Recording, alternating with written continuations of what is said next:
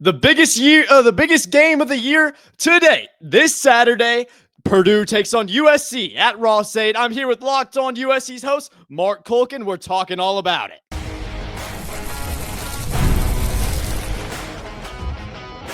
You are Locked On Boilermakers, your daily podcast on the Purdue Boilermakers, part of the Locked On Podcast Network, your team every day. Hello and welcome into another episode of Locked On Boilermakers here on the Locked On Podcast Network. And today is a very special crossover episode because Saturday at Ross-Ade, the Purdue Boilermakers take on the undefeated USC Trojans. Today's episode is brought to you by our friends at FanDuel. Football season is just around the corner. It's here. And if you visit the FanDuel app today, you can start planning your future bets now. Like I said, I'm joined by my friend and the host of Locked On USC, the guy, Mark Culkin. How are you doing today, Mark? What are your thoughts on USC going into this big game week 3 at Ross-Ade? Yeah, it's first road game of the year for USC, first conference game of the year.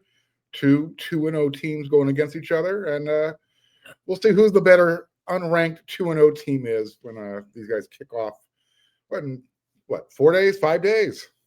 Absolutely. When we're filming this, a little bit out, but still a lot to be excited about this weekend. And Mark, you kind of hit on it. I'm not a USC hater by any means. I know that this is a good team. This is an explosive offense, and it is a team that deserves the notoriety. And the AP poll comes out Monday when we're filming this, and USC doesn't get ranked. Mark, what do you think about that? Do you think that the offense and kind of the display that the Trojans have shown deserve to be ranked in that AP?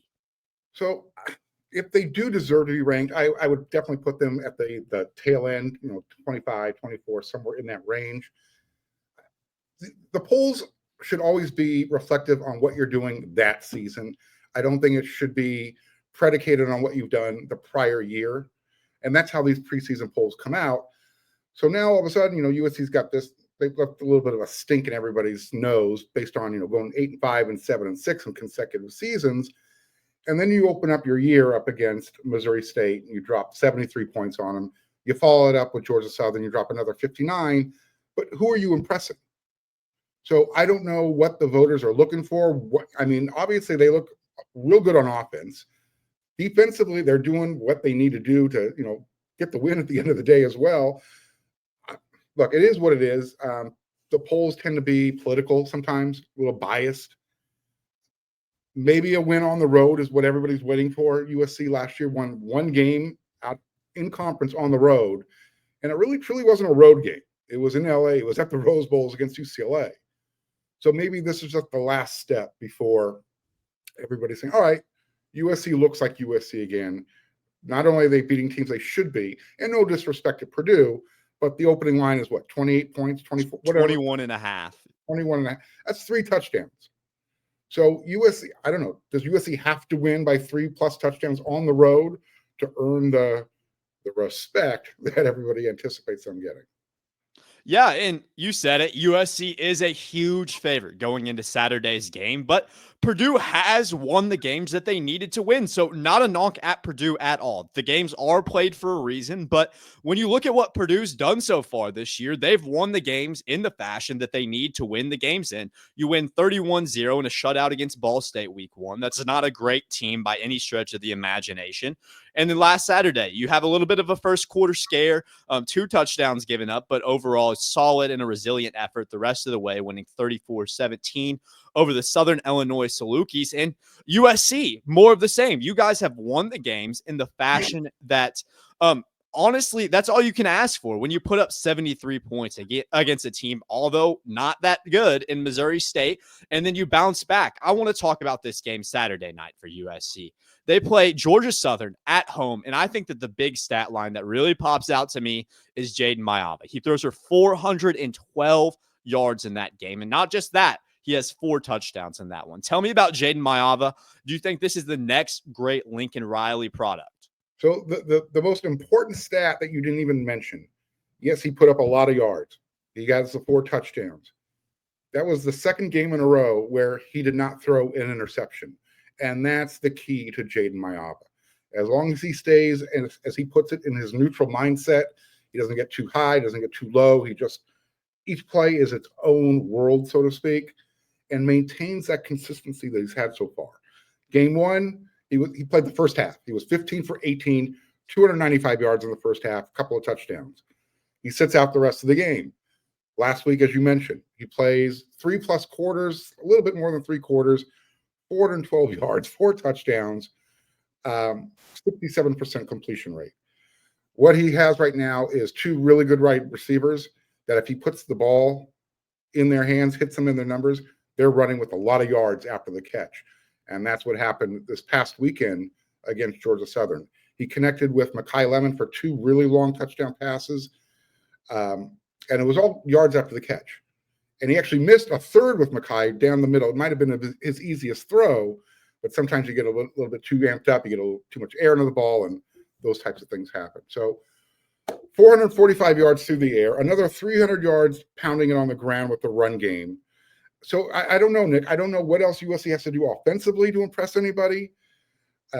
Everybody's looking for perfection right now. So I've kind of been using my side eye, trying to follow what Purdue's been doing. As you mentioned, they beat Ball State, and then they followed it up with a win against Southern Illinois. As you mentioned, they struggled a little bit out of the gate, but when you follow it up and you essentially shut the team out for the rest of the game, you're making the adjustments you need to. So now we'll see, what kind of challenges Purdue can present for USC and vice versa.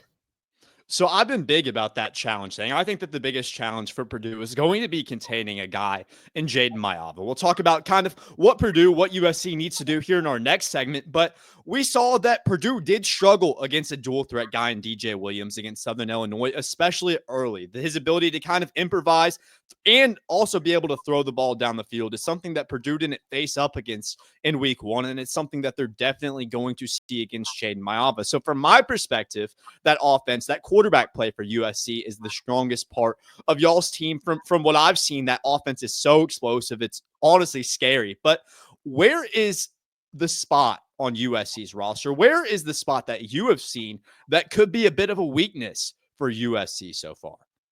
So are we still on the offensive side of the ball, or are we just talking in general? Either or, just in general. I wouldn't say it right now, and I'm a little bit surprised, but again, I'm basing this on the competition that USC's played. Offensively, they've looked about as good as they can look. There's not a lot of meat on the bone to nitpick and say, well, they need to do that a little bit better.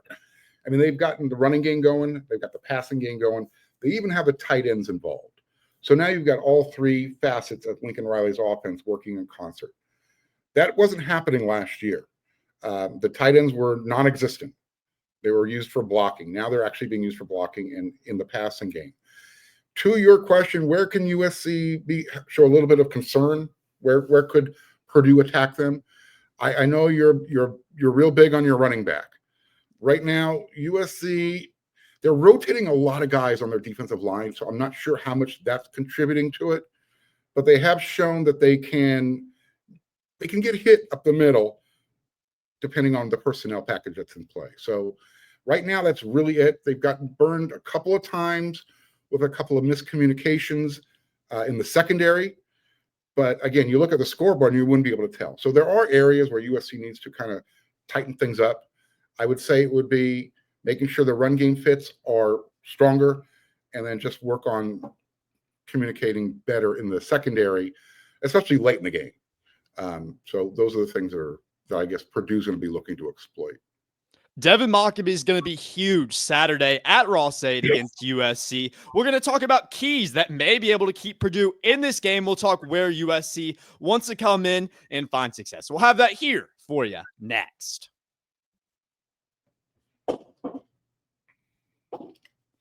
All right. I'm going to pull you off real quick and then do the ad read. Good.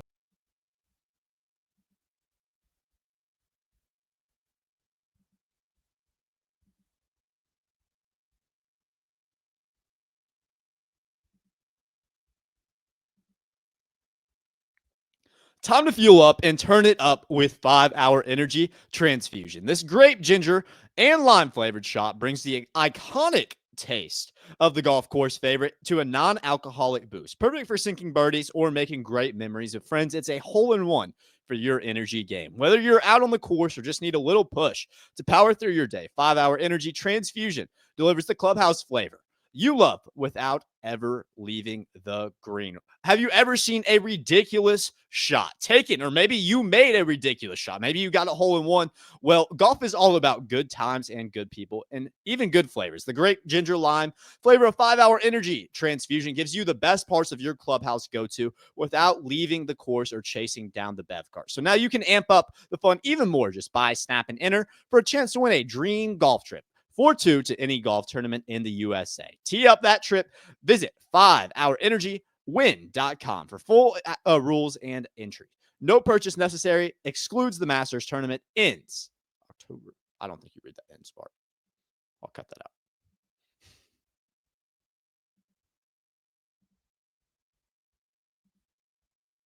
Today's episode is also brought to you by our friends at FanDuel. The NFL season is here, and FanDuel is making sure that you're ready for kickoff with a can't-miss offer. Right now, new customers can bet just $5, and if your bet wins, you'll get $300 in bonus bets to use across the app.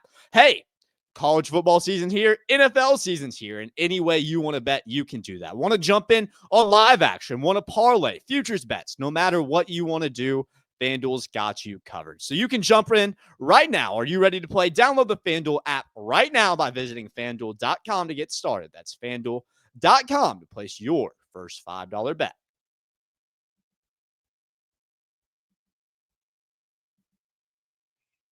In our last segment, we talked about where these two teams stand. 2-0, both these teams going into Ross-Ade Saturday.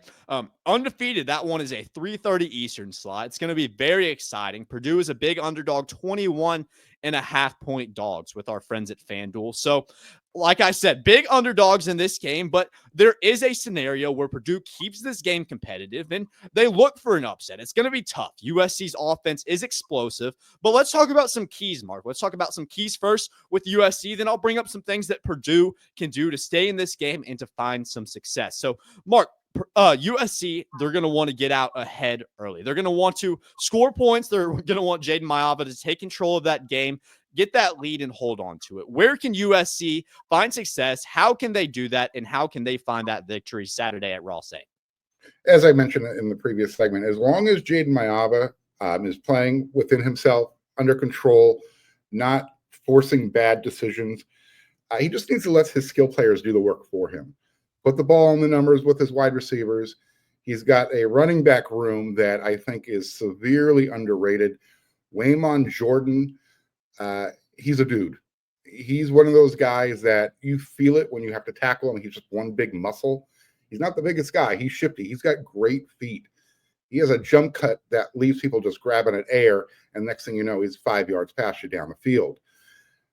You have Eli Sanders, who is another running back who not only can who can hit it outside, but he can run between the tackles. He's an excellent receiver coming out of the backfield.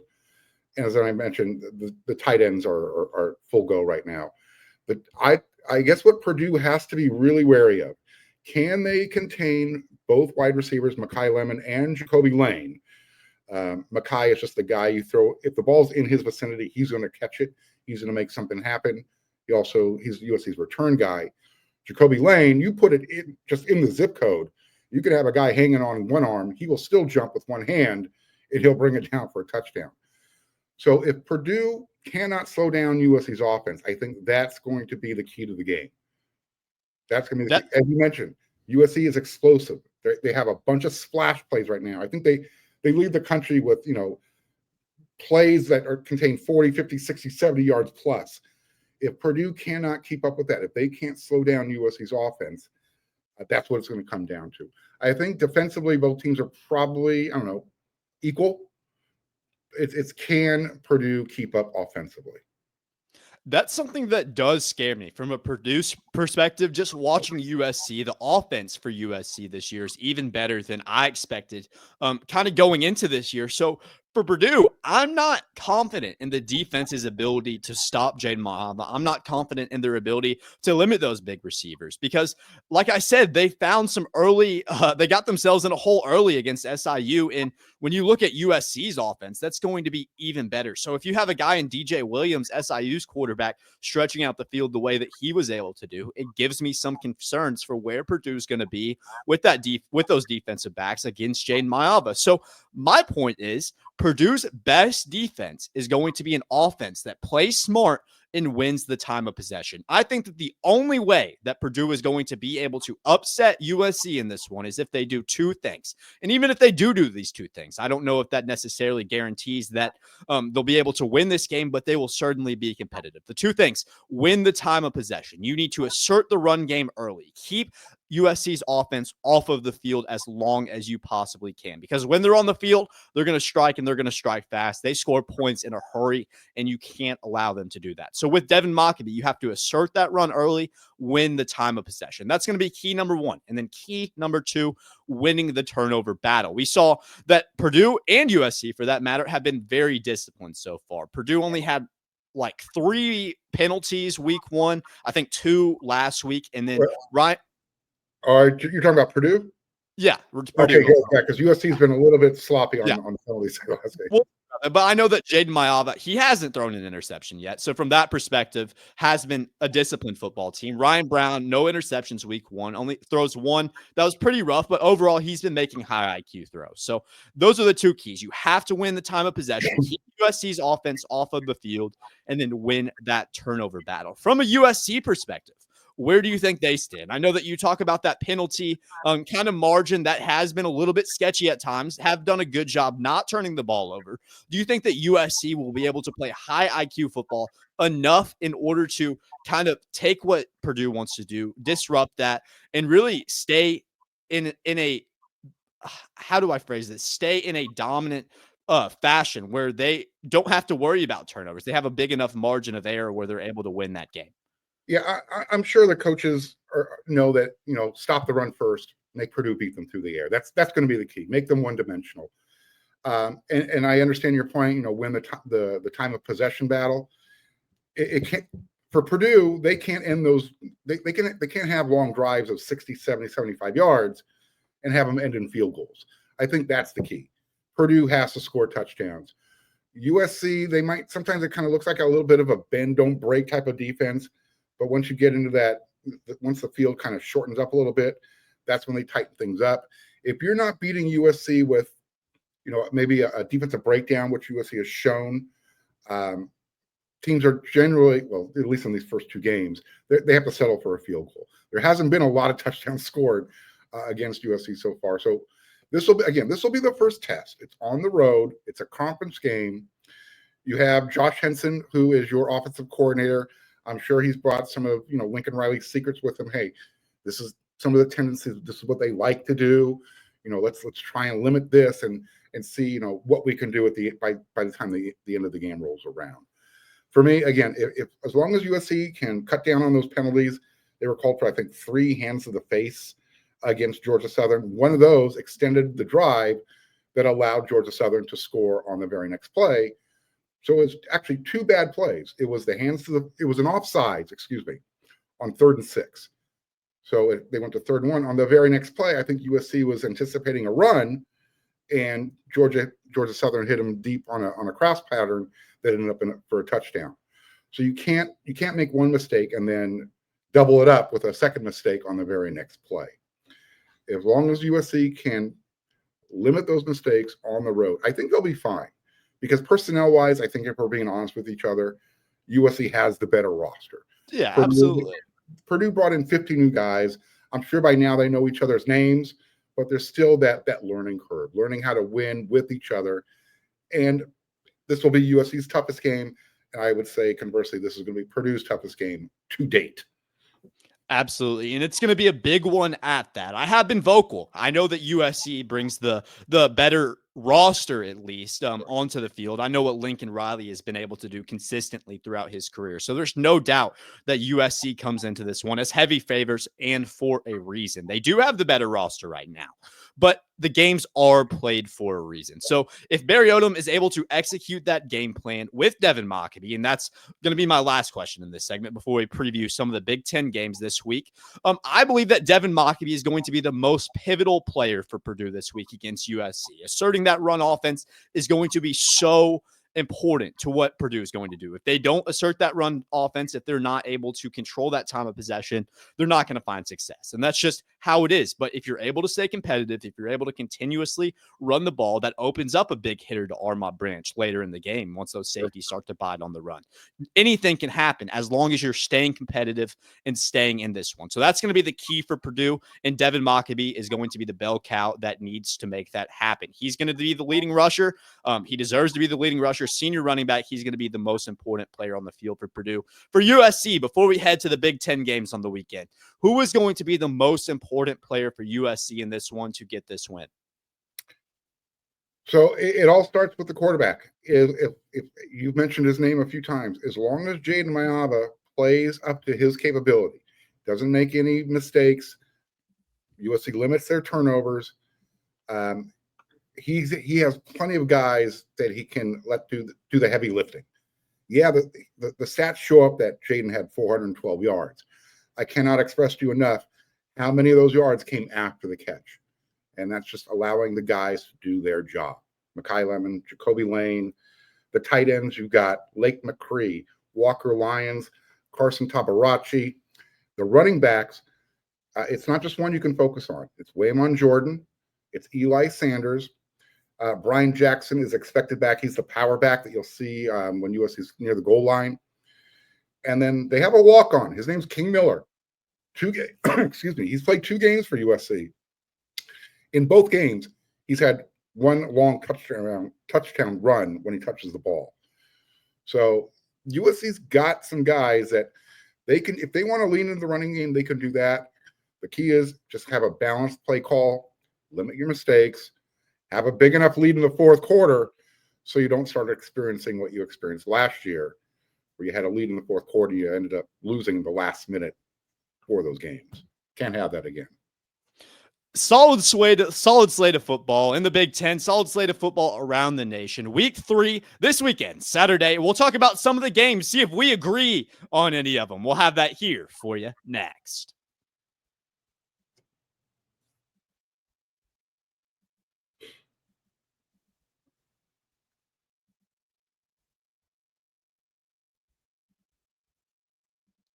College football is back, and I couldn't be more excited. The tailgates, the rivalries, the energy in the stands. There's just nothing like it, but let's be real. Actually getting tickets can feel more like a battle than the game itself. Endless queues, hidden fees, prices jumping at the checkout. That's why I use Game Time, the app that gives the advantage back to the fans. It's the easiest way to score last-minute tickets at the best price. With no surprise fees, what you see is what you pay. Hey, maybe you want to make it out to Ross-Ade. Ross-Ade has been pumping. You can make it out this fall. Maybe you want to make it out to Mackey to see your Boiler basketball team take on everybody. Well, you can do that with our partners at Game Time. So take the guesswork out of buying college football tickets. Download the Game Time app, create an account, and use code LOCKEDONCollege for $20 off your first purchase. Of course, terms apply, but that's promo code LOCKEDONCOLLEGE for $20 off. Swipe, tap, ticket. Go download Game Time today.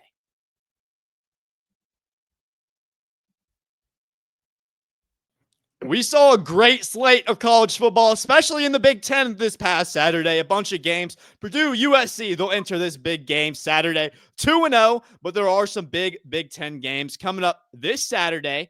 And let's go ahead and go over them, Mark. Let's preview some of these games because both USC and Purdue are going to have to face some of these teams. So always good to see kind of where teams in the Big Ten are at. We saw week 1. A lot of these teams didn't come out playing their best. Some notable ones in that Rutgers, I believe they won on a last-second field goal against Ohio.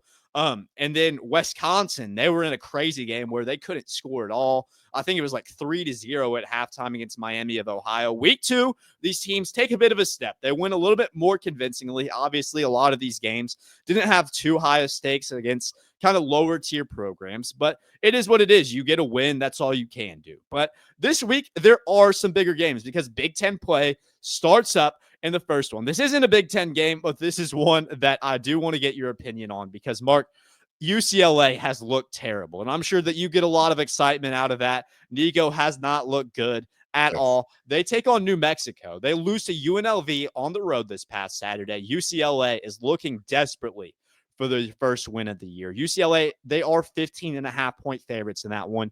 Do you think that UCLA loses a game when they're big time favored against New Mexico at home? If they lose that game, I think it means that Coach Deshaun Foster has lost the team, lost the locker room. Absolutely. As bad as UCLA has looked so far, this is a game that they have to win. You cannot lose to New Mexico.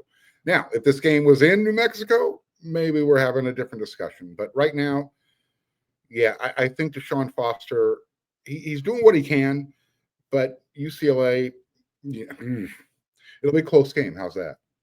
That one feels like that one covers the spread.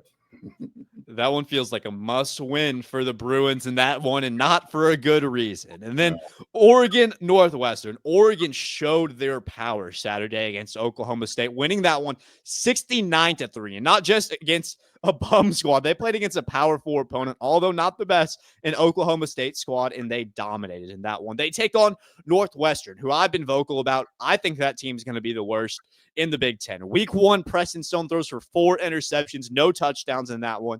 Do you agree with me from the sentiment that Oregon's going to come in this one and just dominate? They should. Yeah. I mean, there's no reason they shouldn't. That whole Oklahoma State fiasco, when your head coach is talking the week leading up to the game, and hey, we don't have the guys. We can't afford to pay for the same type of roster that Oregon has.